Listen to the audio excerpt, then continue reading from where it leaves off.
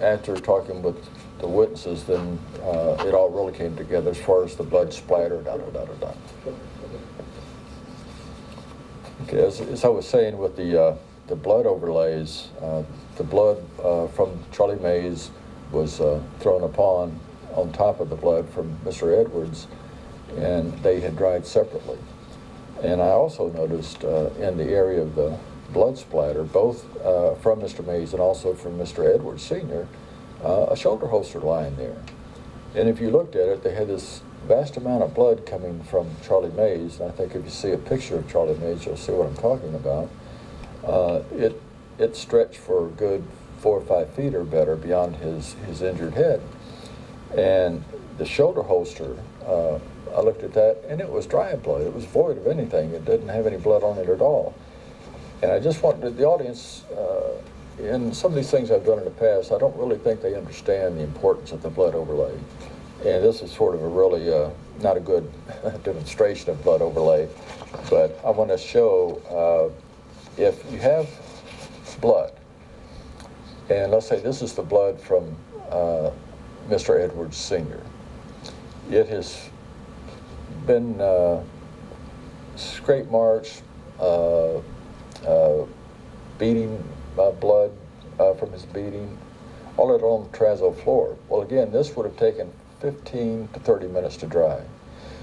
And I'm looking at that, and then when I come upon Charlie Mays' blood, I see it on top of Mr. Edwards' blood. Now, if Mr. Edwards' blood had still been wet, and people, you can do this experiment at home if you want to, even with, get you some syrup or something, you can do this little experiment. But if this is dried and this lays on top of it, they're not going to run together. If this is wet and this comes upon it wet, they're going to go together and you've got one stain. Well, I didn't have that night.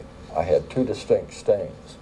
And furthermore, I just talked about the shoulder holster.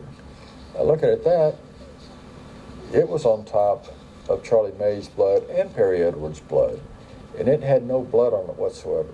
I think when we lifted it up, there's a very minute piece of blood on the very, very bottom of it. It was obvious to me that this, being the shoulder holster, it had been laid there 15 to 30 minutes after the blood of Charlie Mays and the blood of Perry Edwards Sr. So now we've got these 2 dried blood, 15 to 30, 15 to 30, so now we're talking about a half hour at minimum being dried before the shoulder holster is thrown on top of it to make the crime scene look good. I know through testimony of Curtis Dunaway that the shoulder holster was in Tommy's drawer, desk drawer, is where he kept it. So he went and fetched it after the killings and threw this down on top of the blood, and that's the result of blood splatter. So when you hear people talk about, back then it was very taboo, if you will. Nobody really understood it. I love Bobby Eakin to death, but I don't think he really appreciated what the blood splatter meant. And I don't know that I probably guess that Florida was one of the first states. We were probably one of the first ones, brother, in Florida to use this, because now it's prevalent. You can, about every major case you see, they're talking about blood splatter and what it tells you. So that night it was the convincing thing to me that, like I tell people, if it walks like a duck and quacks like a duck, it must be a duck.